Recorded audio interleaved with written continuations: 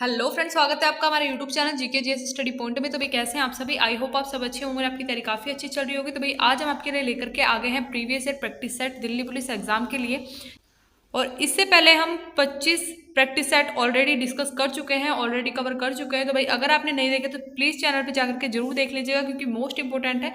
और बात करें आज के प्रैक्टिस सेट की, तो भाई आज के प्रैक्टिस सेट मोस्ट इंपॉर्टेंट रहने वाले, क्योंकि आज के प्रैक्टिस सेट में करंट अफेयर, इकोनॉमिक, बायोलॉजी, इन सभी से क्वेश्चन आपको मिलने वाले हैं, पॉलिटी से। ठीक है, जो भी इंपॉर्टेंट क्वेश्चन आपके एग्जाम में काफी बार पूछे जा चुके हैं और जिनके पूछे जाने की संभावना है, तो भाई मोस्ट इंपॉर्टेंट क्वेश्चंस को आज की क्लास में रखा है। तो प्लीज वीडियो को लास्ट तक वॉच कीजिएगा, और वीडियो अच्छी लगी तो वीडियो को लाइक एंड शेयर भी जरूर से कर दीजिएगा। एंड चैनल पर नए हैं तो भाई दिल्ली पुलिस एग्जाम की फुल प्रिपरेशन के लिए, ठीक है, डेली प्रैक्टिस सेट को अटेम्प्ट करने के लिए हमारे चैनल को सब्सक्राइब करके बेल आइकन को जरूर से प्रेस कर लीजिएगा, जिससे आपके पास क्लास की नोटिफिकेशन टाइम से पहुंच जाए। तो देख लेते हैं आज का फर्स्ट क्वेश्चन। 73वें संविधान संशोधन अधिनियम 1992 का उद्देश्य निम्नलिखित में से किस क्षेत्र में कानूनी सुधार करना था? तो भाई बात करें 73वें संविधान संशोधन अधिनियम 1992 जो है, इसका उद्देश्य किस क्षेत्र में कानूनी सुधार करना था? तो भाई ऑप्शन नंबर सी हो जाएगा राइट आंसर। ग्रामीण स्तर पर स्थानीय स्वशासन का सुधार करना था। ठीक है, जो कि इसका उद्देश्य था 73वें संविधान संशोधन अधिनियम 1992 का। तो भाई नोट डाउन भी करते चलेगा प्लीज एक एक क्वेश्चन को। ठीक है, बढ़ते हैं नेक्स्ट क्वेश्चन की ओर। ऋग्वेद एक संगठित समाज की ओर संकेत करता है, वह किस प्रकार का विवाह होता था? तो भाई बात करें ऋग्वेद की, तो भाई वेदों की अगर हम बात करें तो वेद कितने हैं? वेद हैं कुल 4। ठीक है, ऋग्वेद हो गया, यजुर्वेद हो गया, सामवेद हो गया और अथर्ववेद हो गया। ठीक है, बात करें ऋग्वेद की, तो भाई सबसे प्राचीनतम वेद कौन सा है, ये अगर क्वेश्चन आपसे पूछा जाए, ठीक है, तो सबसे प्राचीनतम वेद हो जाएगा ऋग्वेद। और सबसे नवीन निर्मित वेद की बात करें तो भाई अथर्ववेद। और ये क्वेश्चन डायरेक्ट आपके एग्जाम में पूछे गए हैं इस टाइप से, तो प्लीज आप नोट डाउन कर लीजिएगा। ठीक है, सबसे प्राचीनतम वेद हो जाएगा ऋग्वेद और सबसे नवीन निर्मित वेद है जो अथर्ववेद।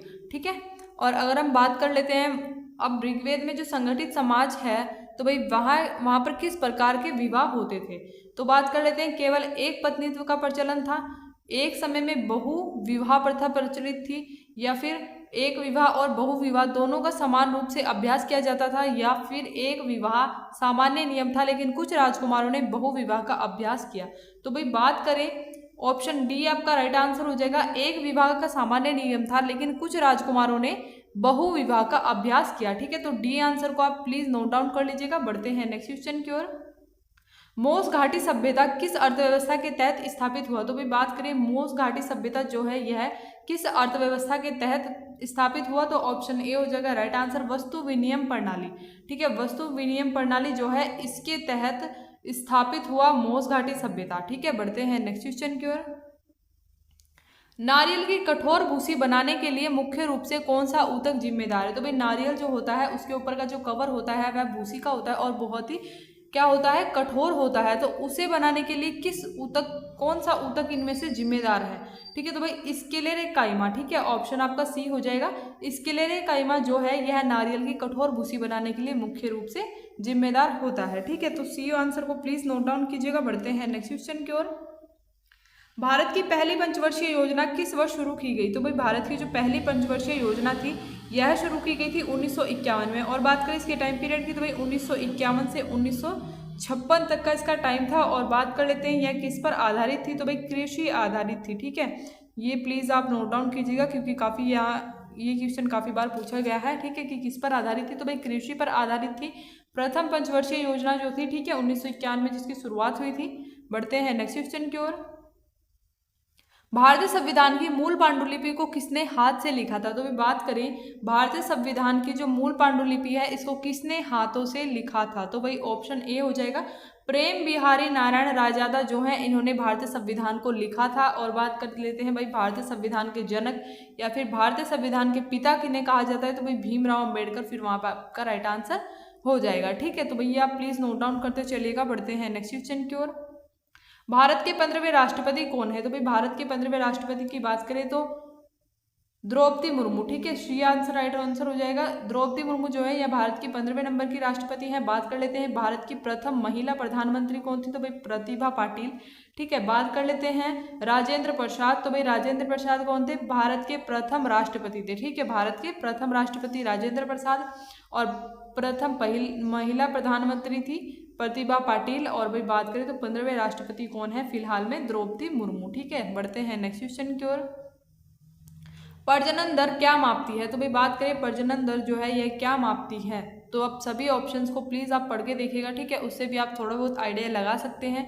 जनसंख्या में प्रति 1000 व्यक्तियों पर जीवित जन्मों की संख्या, या फिर जनसंख्या में 15 से 49 वर्ष की आयु की महिलाओं की संख्या, या फिर किसी दिए गए वर्ष में 15 से 49 वर्ष की आयु की प्रति 1000 महिलाओं पर जीवित जन्मों की संख्या। तो भाई यही हमारा राइट आंसर हो जाएगा। प्रजनन दर जो मापती है यह किसी दिए गए वर्ष में 15 से 49 वर्ष की आयु की प्रति 1000 महिलाओं पर जीवित जन्मों की संख्या मापती है। ठीक है, तो सी आंसर राइट हो जाएगा, नोट डाउन कर लीजिएगा। बढ़ते हैं नेक्स्ट क्वेश्चन की ओर।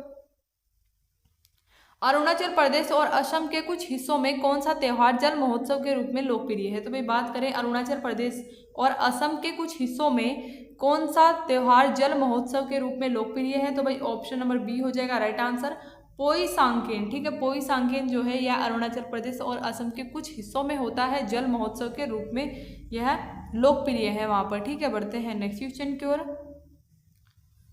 प्रधानमंत्री विश्वकर्मा योजना के अंतर्गत कारीगरों के लिए पात्रता मानदंड क्या है? तो भाई बात करें प्रधानमंत्री विश्वकर्मा योजना जो है इसके अंतर्गत कारीगरों के लिए पात्रता मानदंड क्या है? तो भाई पात्रता मानदंड की बात करें तो पारंपरिक शिल्पकला में संलग्न होना चाहिए। ठीक है, ऑप्शन बी आपका राइट आंसर हो जाएगा।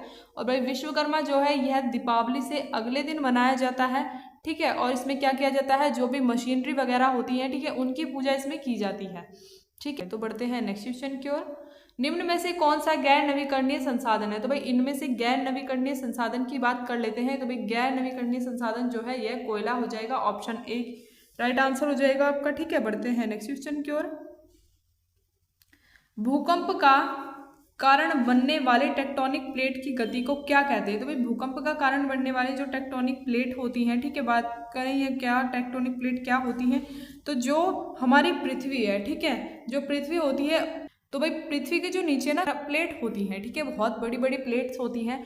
ठीक है, तो वो क्या करती हैं, जब वो गति करती है, वो मूव करती हैं, ठीक है, और मूव करके आपस में टकराती हैं। ठीक है, जैसे इस टाइप की कुछ प्लेट्स होती हैं, काफ़ी बड़ी बड़ी होती है और वो ऐसे मूव करती रहती हैं चारों तरफ। ठीक है, और जब वो आपस में कहीं पर टकरा जाती है तो वो भूकंप का कारण बनता है। ठीक है, जैसे ही वो आपस में टकरा जाएंगे तो वह क्या बनता है, भूकंप का कारण बनता है। तो इनकी गति जो है, इनकी गति को क्या कहा जाता है, ये आपसे पूछा गया है। तो एक गति को कहा जाता है थाली की वास्तुकला। ठीक है, ऑप्शन बी आपका राइट आंसर हो जाएगा, थाली की वास्तुकला कहा जाता है किसको, टेक्टोनिक प्लेट की गतियों को। बढ़ते हैं नेक्स्ट क्वेश्चन की ओर।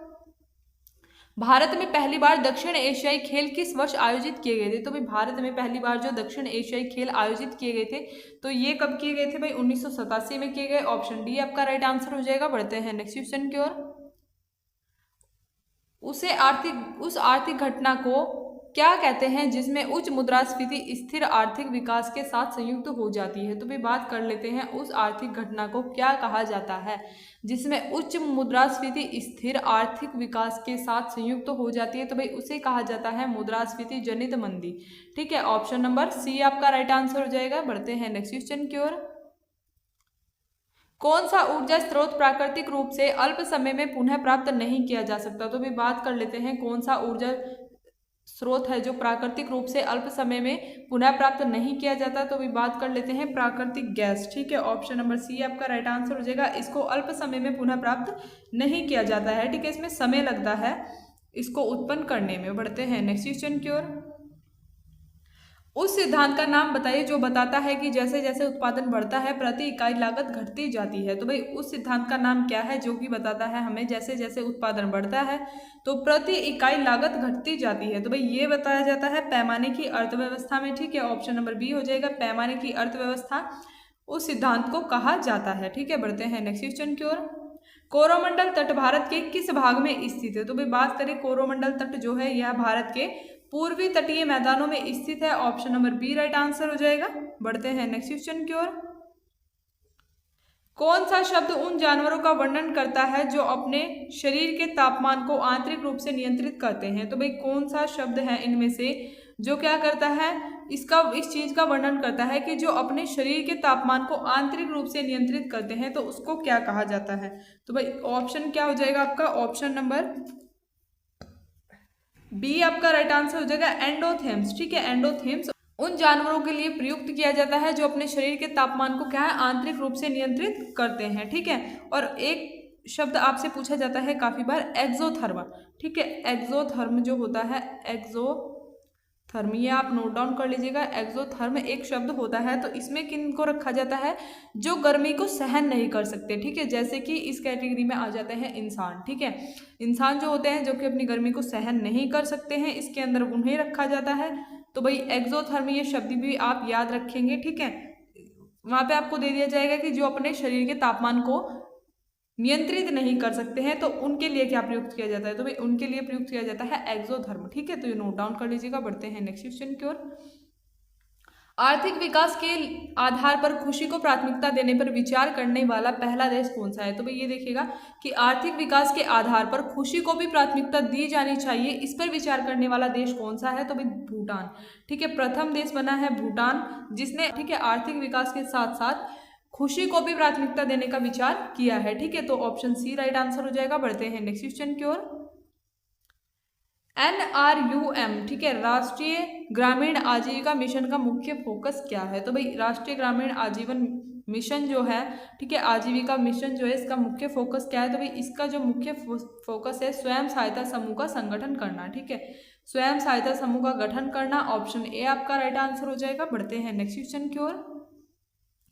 भगवान राम के 14 वर्ष के वनवास के बाद अयोध्या लौटने के उपलक्ष्य में कौन सा त्यौहार मनाया जाता है, तो भी बात कर लेते हैं।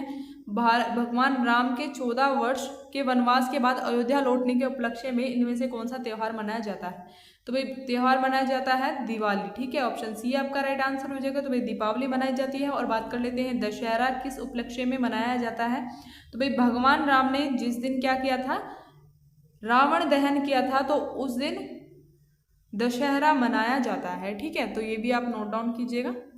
तो भाई ये थे आज के हमारे कुछ इंपॉर्टेंट क्वेश्चन। आई होप आपको क्लास अच्छी लगी होगी। क्लास अच्छी लगी तो भाई वीडियो को लाइक एंड शेयर जरूर से कर दीजिएगा। और अगर चैनल पर नए हैं तो भाई चैनल को सब्सक्राइब करके बेल आइकन को जरूर से प्रेस कर लीजिएगा, क्योंकि हम डेली क्लासेस में most important previous year practice set को डेली कवर कर रहे हैं। तो भाई काफ़ी हेल्प आपको यहाँ से मिलने वाली है। तो भाई प्लीज़ चैनल के साथ जुड़ जाइएगा। Thanks for watching this class.